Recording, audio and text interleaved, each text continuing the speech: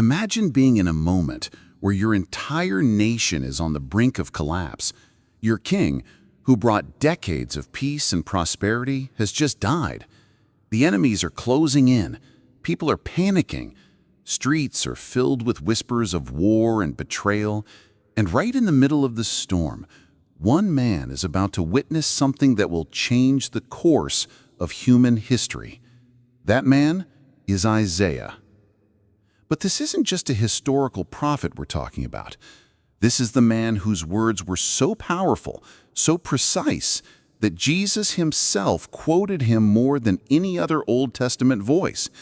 The same Isaiah who, centuries before the crucifixion was invented, described it with terrifying detail.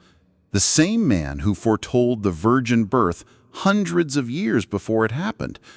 And today we're going to unpack why the book of Isaiah isn't just another prophetic scroll.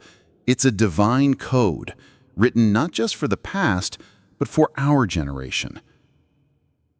The story begins in Jerusalem, in the year that King Uzziah died. The city is restless. People are afraid.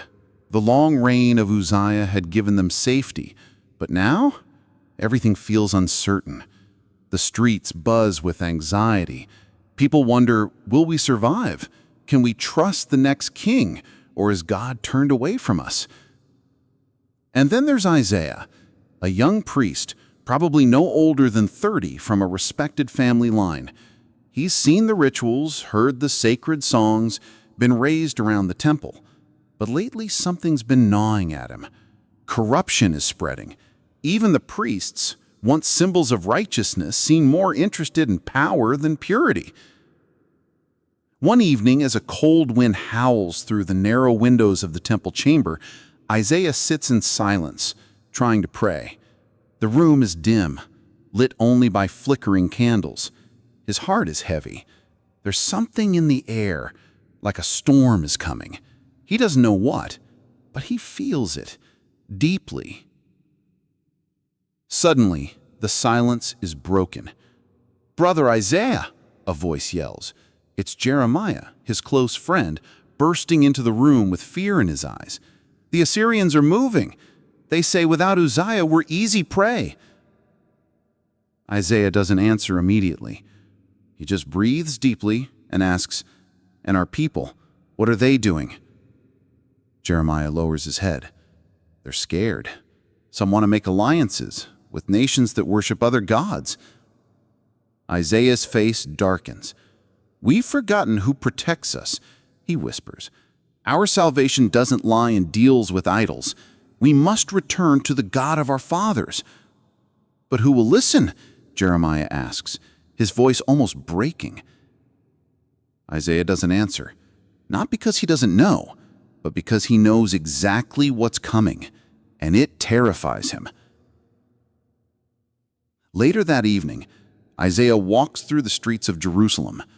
The people look broken. Some are shouting in the marketplaces, debating politics. Others are quietly weeping, afraid their sons will soon be taken to war. The tension is suffocating. Then something strange happens. Isaiah enters the temple, and the moment he steps past the threshold, the air shifts. It's heavier, still, sacred. He approaches the altar, kneels down and whispers, "God of our fathers, where are you? We are lost. We've turned from your ways. Our hope is fading." And then it happens. A wind, stronger than any natural breeze, sweeps through the temple. The sacred veil begins to move on its own. And then, light. Not just any light. This is pure, blinding, holy light that seems to come from behind the veil, light that pierces through him like fire through glass. Isaiah trembles, his eyes fill with tears. He collapses, overwhelmed. And then he hears the voice. "Holy, holy, holy is the Lord of hosts. The whole earth is full of his glory." Isaiah falls to the ground, His voice cracks. I'm ruined. I'm a man of unclean lips. I live among a people of unclean lips, and I've seen the King. He can't move. He can barely breathe. Every cell in his body is aware of just how far he is from perfection, just how small and unworthy he is in the presence of God. Then from the brightness, a being emerges, a seraphim. It flies over to the altar, takes a burning coal with tongs, and moves toward him. Isaiah's heart races. He thinks he's about to die, but instead, the seraphim touches the coal to his lips. The pain is real. The fire burns. But something strange happens. It's also freeing, cleansing.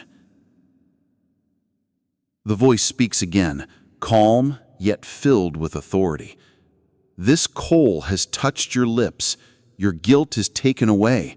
Your sin is atoned for. And then comes the question that will echo for generations. Whom shall I send? Who will go for us? Isaiah doesn't hesitate. He opens his mouth, trembling, but resolute. Here I am. Send me. At that moment, everything changes. He doesn't know yet what lies ahead, the rejection, the isolation, the heartbreak. He only knows one thing. God has spoken, and now Isaiah must speak too. The light begins to fade. The presence slowly withdraws. But Isaiah remains on the temple floor, shaking, burning, transformed. He knows he will never be the same. What he's just seen, what he's just experienced, it isn't a dream. It isn't a metaphor. It's real, and it's terrifying. Not because it's evil, but because it's holy. So holy, it breaks a man before it builds him. And from that moment forward, Isaiah becomes more than a priest. He becomes a mouthpiece of God, a prophet chosen not just to speak about the past, but to declare things that would shake kingdoms, echo through the centuries, and point to a man named Emmanuel. But this is only the beginning. When Isaiah walked out of the temple that day, something inside him had changed forever. His lips still burned with the fire of heaven. His mind couldn't shake the voice. And though the streets of Jerusalem looked the same, they no longer felt the same. The crowd's worries, the noise, the merchants arguing over prices, it all seemed small now, because Isaiah had just stood before the throne of God. But that experience wasn't just a spiritual high. It came with a mission, and not the kind anyone would choose. The voice had asked, "Who will go?" And Isaiah said yes. But what came next was not what he expected. As he walked through the city, he spotted Jeremiah waiting near the edge of the market. "You look different," Jeremiah said, his eyes scanning his friend. "Where have you been?" Isaiah just looked toward the sky and said softly, "I believe God has given me a mission." "What kind of mission?" Jeremiah asked, suddenly more alert. Isaiah paused for a long moment before replying, "One that will hurt more than I can imagine." In the days that followed, Isaiah's new purpose began to unfold. He started speaking publicly, first in small corners of the city, then in open squares, near the temple, even outside the palace. His voice was calm, but unwavering. He wasn't yelling or condemning, at least not at first. He was warning, pleading, calling the people to return to the God they had forgotten. But they didn't listen. Some laughed, some rolled their eyes. Others mocked him openly.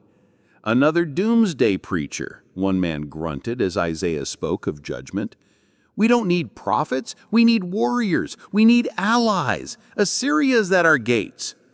But Isaiah didn't stop.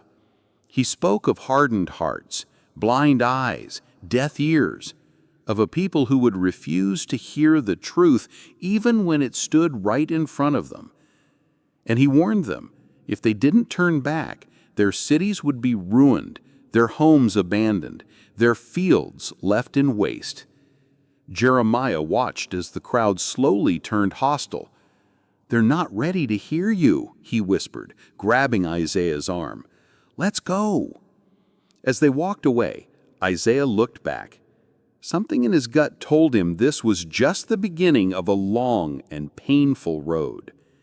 That night, back in his home, Isaiah knelt on the floor and whispered, "Lord, how long? How long must I speak and not be heard?" And a whisper echoed through his spirit, "Until the land is desolate, until the cities lie in ruin, until only a stump remains." Isaiah's breath caught in his throat. The weight of it was crushing. He realized this wasn't just about warning a city, it was about watching everything he loved fall apart while knowing it was coming. Yet, there was something else. A spark buried within the ashes. "A remnant will remain," the voice said. "A holy seed." Days later, the news arrived. Enemy troops advancing, villages destroyed, hunger creeping through the city. Isaiah's words were coming true, and still the people mocked him. One morning, as he passed through the marketplace, he heard weeping. Another town had been wiped out, families shattered, mothers sobbing. Isaiah clenched his fists. "They must hear," he whispered. "They must understand." Jeremiah came around the corner and saw the fire in Isaiah's eyes. "Isaiah, are you going to keep going?" "Until my last breath," he replied, without hesitation. Isaiah knew his path would be one of rejection, pain, and solitude, but there was no turning back. God had chosen him, and even if no one else understood, even if the people ridiculed him, he would keep speaking.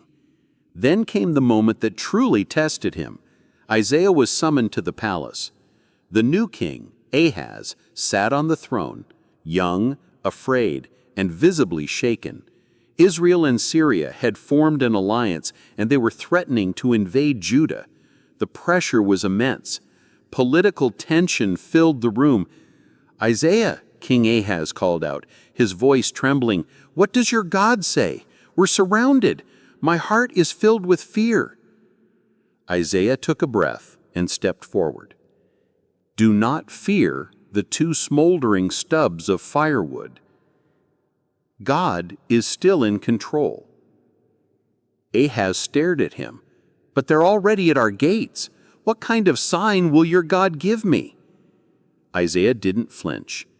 "Behold, the virgin will conceive, and she will give birth to a son, and you will call him Emmanuel." The room fell silent. "What?" Ahaz said, confused. "A virgin? That's impossible." Advisors murmured. Some laughed. Others looked furious.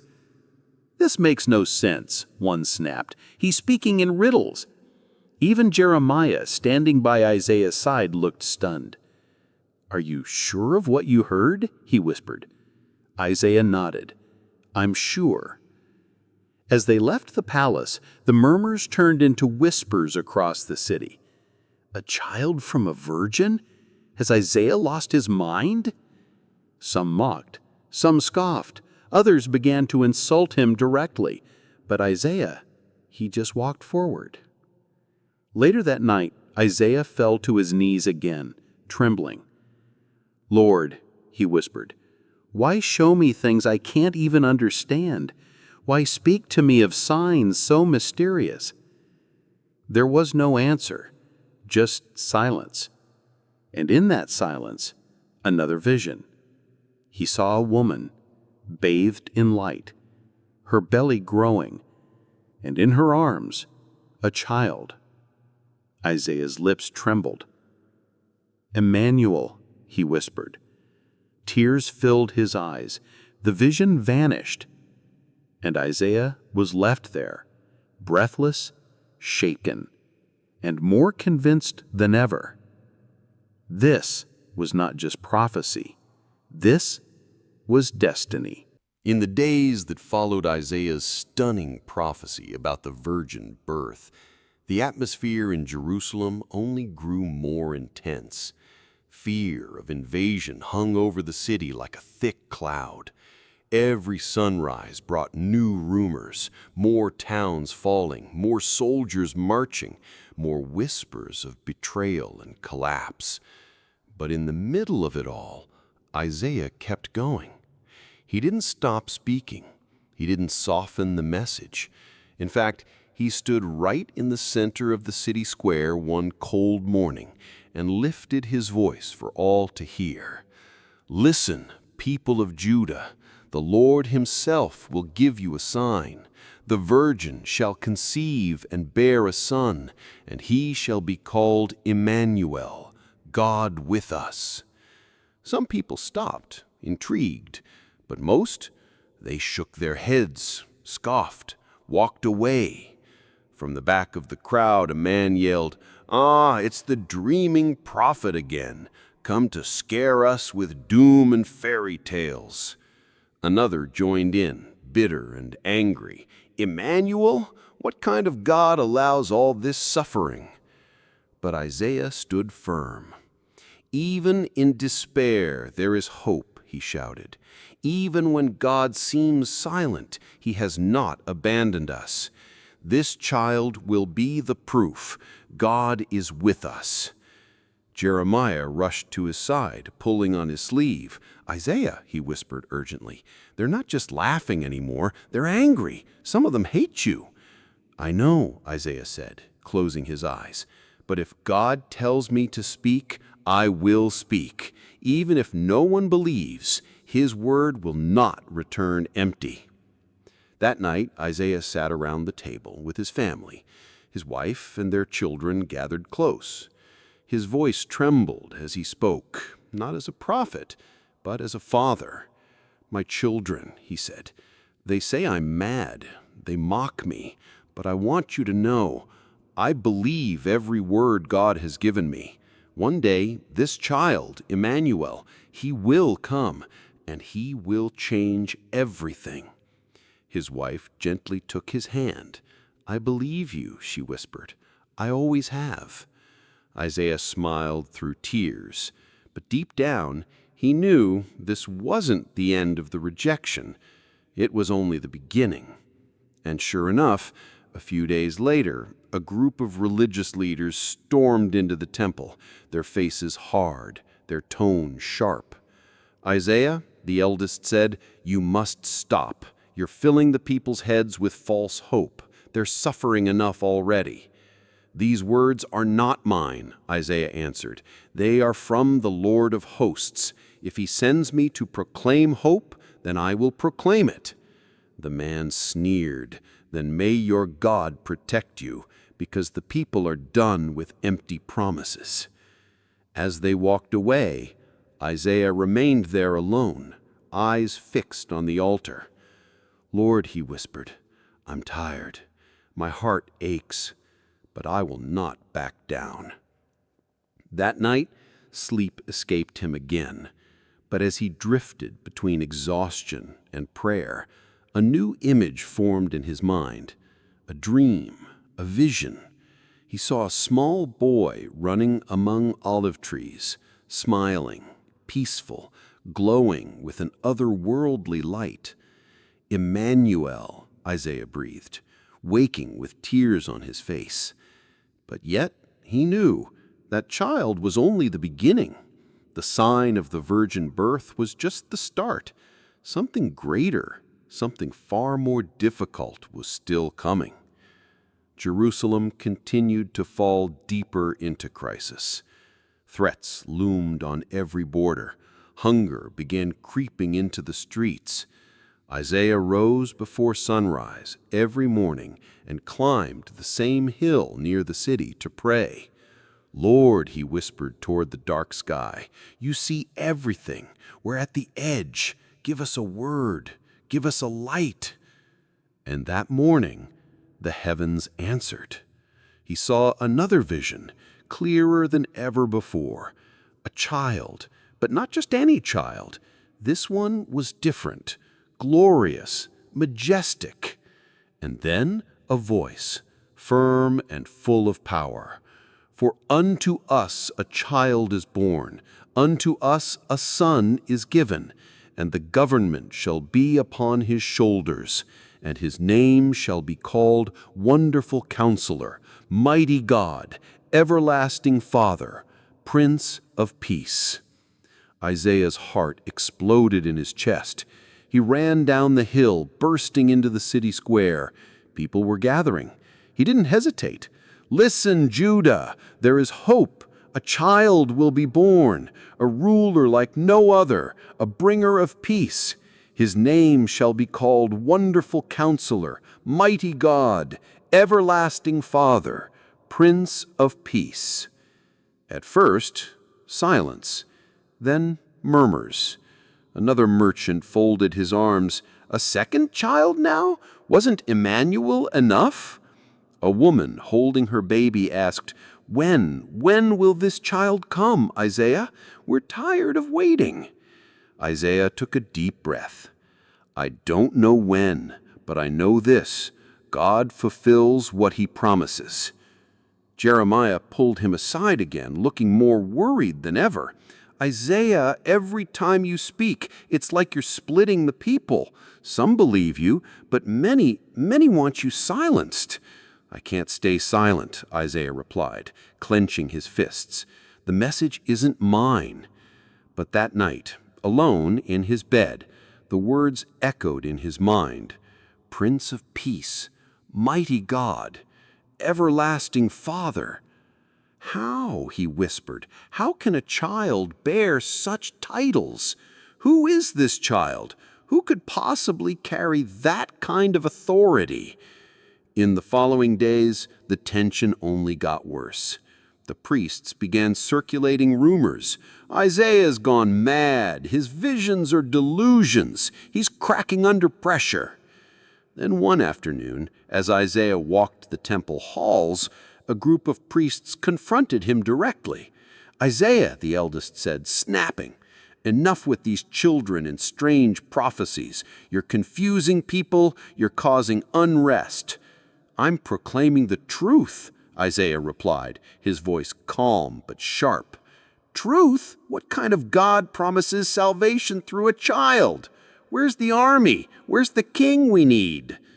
Isaiah answered with conviction, "It's not by armies or human strength. God's answer will come in a way you do not expect." They laughed and walked away. That night, Isaiah prayed again. Another vision came. He saw people, not just Israelites, but people of all nations, all backgrounds, walking towards a great light on the horizon. "The people who walked in darkness have seen a great light," Isaiah whispered. "Those who dwell in the shadow of death, upon them the light will shine." The next day he stood in the streets again. "The people walking in darkness will see a great light." Some stopped, most ignored. A few threw stones. Isaiah ducked, dodging one that smashed beside him. Jeremiah grabbed him and pulled him away through the alleys. Once safe, he fell to his knees. "Lord, how? When? Who will this child be? How will they believe?" Silence. Only silence. And yet, Isaiah knew something far greater than he could comprehend was unfolding. He could feel it, even if the world couldn't see it yet. The light that once gave Isaiah so much hope was now flickering under the weight of new revelations. After speaking of a child, a Prince of Peace, a mighty God, Isaiah found himself facing a darker, heavier message. The visions that came to him in prayer were no longer of joy or glory, but of judgment destruction, and suffering. The people didn't want to hear it. Even Jeremiah noticed the shift. One morning, as Isaiah stood pale and hollow-eyed near the temple steps, Jeremiah approached. "You look exhausted," he said, concern written all over his face. "What's God showing you now?" Isaiah took a long breath. "More judgment," he replied quietly. "The words are heavy today, Jeremiah." Then, with trembling hands, Isaiah lifted his voice. "O house of Israel, hear what the Lord says. Woe to Assyria, the rod of his anger. With it he will strike down rebellious nations. And as for you, Jerusalem, your pride will be brought low, your land will be laid waste." A brief silence hung in the air. For a moment it seemed people were listening, but then came the same old scoffs, the same muttering. "He's gone mad," an elder whispered.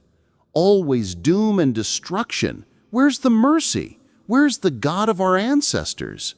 Isaiah didn't stop. As he walked the streets, he kept proclaiming what he had been shown. Cities will be devastated, vineyards will be destroyed, warriors will flee without looking back. You put your trust in men and armies, but you've turned your back on the Lord. Jeremiah trailed behind him, shoulders low, voice soft. "They're not listening, Isaiah. They don't want to." "I know, but I still have to speak." That night, Isaiah could barely hold himself together. He collapsed in the temple, face pressed against the cold floor. "Lord," he cried, "how long must I do this? How long must I warn, weep, and watch them ignore you?" And then, another vision. He saw scorched land, homes turned to ash, children crying, mothers mourning, priests sitting in dust with torn robes, speechless. Isaiah murmured through tears, "This is the price of disobedience." The next day, Isaiah met with a group of farmers gathered outside the city. He tried again. "Your fields will be taken, your crops destroyed. The enemy will come like locusts. Listen while there is still time." But one of the farmers stood up, his face red with anger. "Enough! These are political problems, not spiritual ones. We don't need your threats, we need solutions." "You may silence me, but you can't silence the voice of God." Jeremiah quickly pulled him away, fearing the crowd would turn violent. As they walked through the narrow alleyways of Jerusalem, Isaiah stopped suddenly, staring ahead with glassy eyes. "I love them," he said, barely above a whisper. "I love this people, but their hearts are so hard. How can I watch all this and not be able to stop it?" "You've done all you can," Jeremiah replied, placing a hand on his shoulder. "All that's left is to pray." That night, Isaiah was alone again in the temple. He dropped to his knees. "Lord, how long? How long must I be rejected by those I love?" Another vision began, this time clearer than ever. The servant was there, but he wasn't just burdened, he was broken. He was shoved, struck, spit on, blood on his face, wounds on his back, and through it all, he remained silent. Isaiah screamed, "Why? Why so much pain? Who is this man, Lord?" But the answer came, not in words, but in the servant's eyes. Eyes full of pain, and eyes full of love. Isaiah couldn't sleep. Night after night, he was haunted by what he saw. Every time he closed his eyes, that face appeared, the servant, bloody, bruised, humiliated, and yet filled with a strange compassion that pierced Isaiah's heart deeper than any vision ever had. He climbed the familiar hill again one morning, face to the ground, trembling. "Lord," he cried out, "please, I can't take this anymore. Why are you showing me this? Why do I have to see what no one else sees?" And just like before, the heavens opened again. The vision came stronger, more vivid, more unbearable. Isaiah saw the servant walking slowly through a narrow street, surrounded by people. But they weren't following him in admiration. They were spitting at him, shaking their heads. Some threw stones. Others looked away, ashamed. A voice filled Isaiah's mind. He was despised and rejected by men, a man of sorrows, acquainted with grief. Isaiah gasped for air. He saw the servant being dragged through the street, his body beaten, his eyes nearly swollen shut from the bruises. How can he look at them like that? Isaiah murmured through tears. How can his eyes still show love? And the voice continued. Like one from whom men hide their faces, he was despised, and we esteemed him not. Isaiah dropped to his knees. He couldn't take it. His whole body trembled. The pain he saw, it felt like it was slicing through his own soul. And then it got worse. The scene shifted. Now the servant was being scourged. Isaiah watched in horror as the lashes tore into his back, blood pouring onto the ground. "No!" Isaiah screamed. "This is too much! I can't bear it!" But the vision didn't stop. With every lash, Isaiah felt his own heart cracking. The servant didn't resist. He didn't fight back. He didn't scream in anger. He simply endured.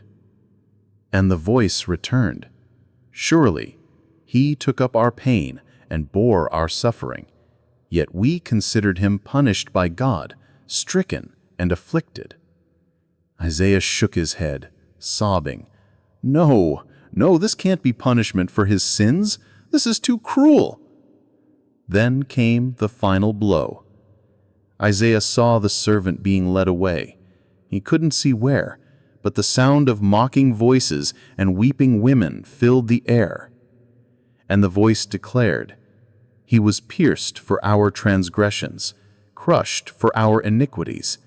The punishment that brought us peace was on him, and by his wounds we are healed." Isaiah's strength gave out. He collapsed face down into the dust. "Pierced, crushed, for us," he whispered, "for our guilt." And then, in the last scene of the vision, Isaiah saw the servant's body, still, lifeless, bloodied. His eyes closed, his body covered in wounds. Isaiah screamed, "Lord, I can't do this! Don't show me more! It's too much!" The wind howled around him. Dry leaves swirled as he lay there, sobbing into the earth. Later that day, Jeremiah finally found him at the base of the hill. "Isaiah," he called out, running to him. "What happened? Are you okay?" Isaiah sat up slowly, his eyes red, his face streaked with dust and tears. "No, I'm not okay. What I saw, Jeremiah, it broke me. I feel like heaven itself wept."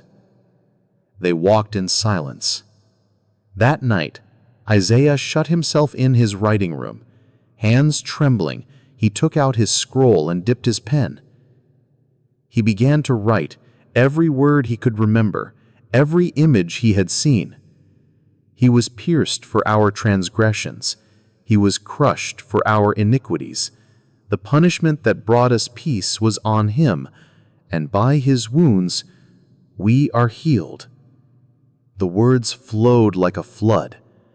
Isaiah's tears fell onto the parchment. He couldn't stop shaking. "Pierced," he whispered. "But how? What kind of execution is this? I've never seen it before." He saw the servant's arms stretched out, his hands and feet fastened by some unseen force. Fastened to wood. Isaiah stared at the image in his mind, stunned. "What is this? What kind of death is this? I've never even heard of such a thing." Then the voice whispered again, He was oppressed and afflicted, yet he did not open his mouth. Like a lamb led to the slaughter, like a sheep silent before its shearers, so he did not open his mouth. Isaiah dropped the pen, burying his face in his hands. Why? Why doesn't he fight back? Why doesn't he defend himself? He remembered the trials he had seen in Jerusalem, men shouting, begging for their lives in court. But this servant stayed silent. Then came another flash, a final image. The body, taken down from the wooden structure, wrapped in cloth, carried to a tomb. He was assigned a grave with the wicked and with the rich in his death. He slammed his hands against the table in anguish. This makes no sense. Why an innocent man? Why would someone so pure suffer this way? Jeremiah burst into the room, alarmed by the shouting. Isaiah, what's happening? Isaiah looked up, eyes red, his cheeks streaked with ink and tears. I saw it, he said, his voice cracking. Every detail, the suffering, the beatings, the nails, the humiliation, the death. Jeremiah was speechless. Finally, he asked, But why? Isaiah took a long breath. It wasn't for his sins, he said quietly. It was for ours. All the guilt, all the punishment that should have fallen on us was placed on him. Jeremiah stepped back, stunned. That's unthinkable, he whispered. No one would do that, not for people who rejected him. Isaiah nodded slowly. No one except someone sent by God, someone with a mission beyond our understanding. The room fell into heavy silence. Isaiah returned to his scroll, his hands still shaking. He kept writing. Though he had done no violence, nor was any deceit in his mouth. He paused. Tears spilled freely. And then, something happened. Something impossible. Something that shattered everything Isaiah thought he understood. Because as he finished writing about the servant's death, he saw something he never expected to see. Isaiah leaned over his scroll, hand trembling, breath uneven. He had written everything: the beating, the rejection, the crucifixion, the tomb. And now he expected silence, an end, darkness. But instead, something new unfolded in his vision, something impossible.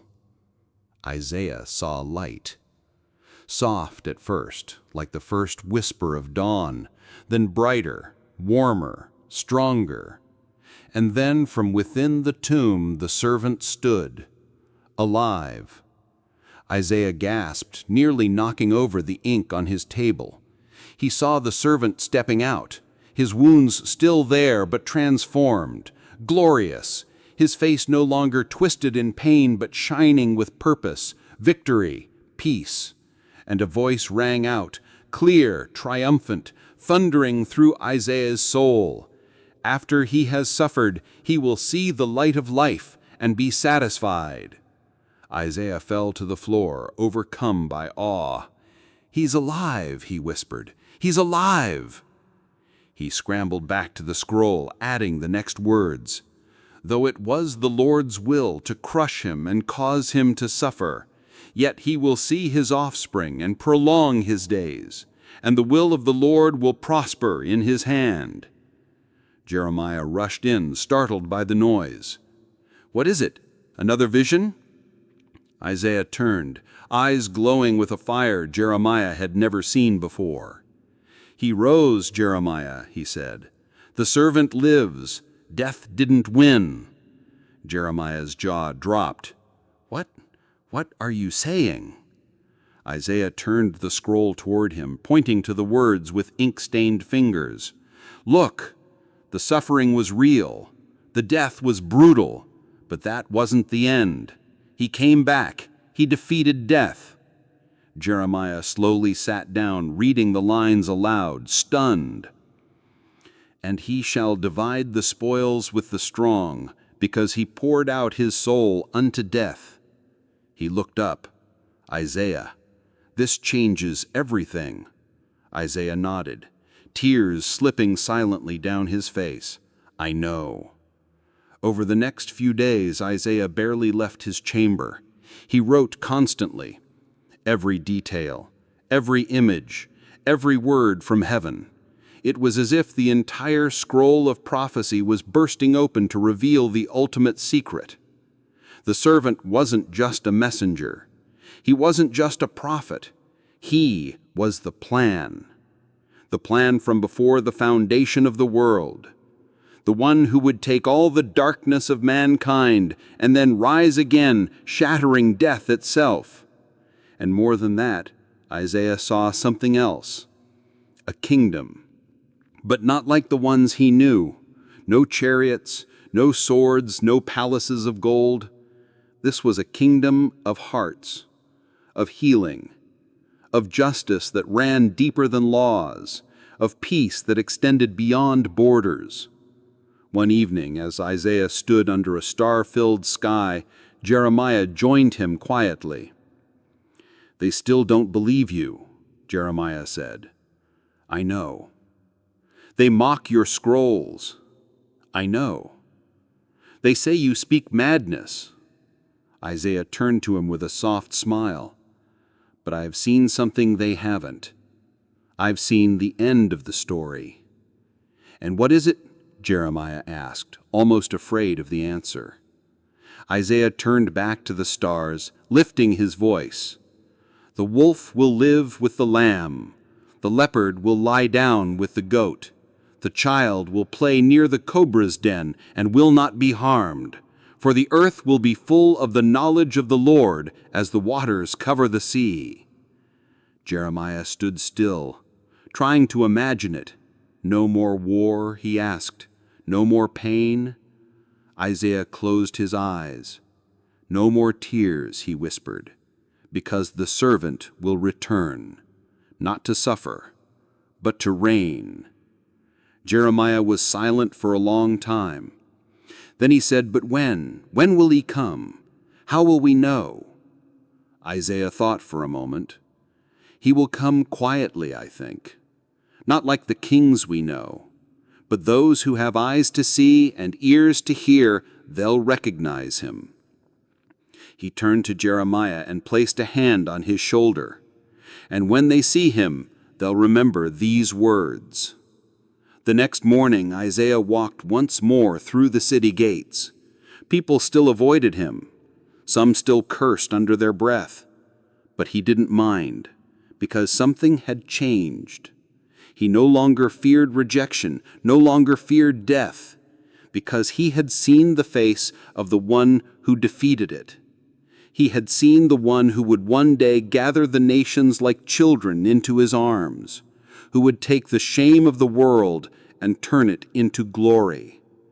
And from that day forward, Isaiah began to teach not only of judgment, but of restoration.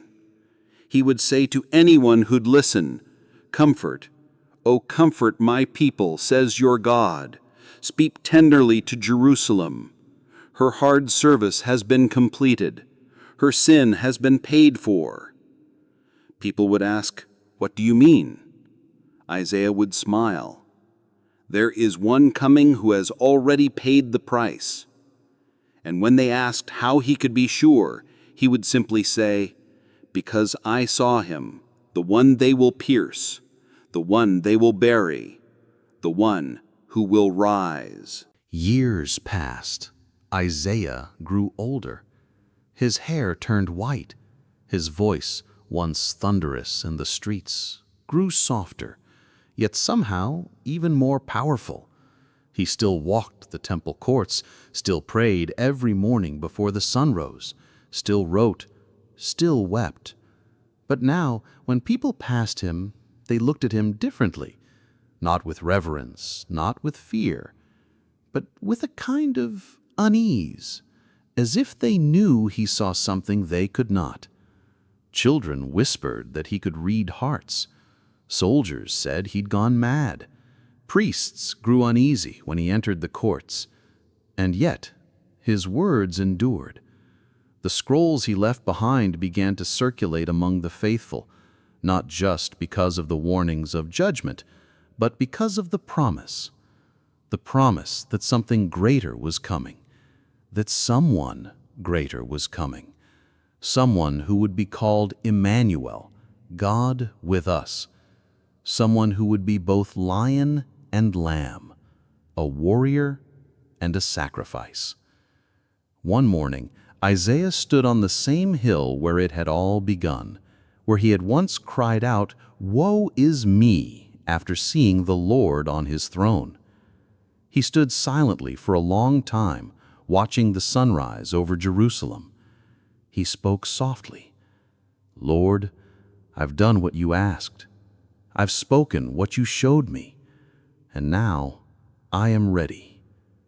Jeremiah came to him one last time, older now too, with weathered hands and kind eyes. "Will they ever understand?" he asked. Isaiah smiled faintly. "Some will. Not yet. But when the time is right, when they see the servant for themselves, when he walks their roads, eats their bread, and heals their sick, they will remember." "And your words?" Isaiah looked out toward the horizon where the light broke across the temple's golden roof. "They're not my words," he whispered. "They belong to the one who gave them, and his word will not return void." Jeremiah nodded. "Then rest, old friend. You've carried enough." Isaiah reached into his robe and pulled out one last scroll. "I've written it all. Every vision, every word.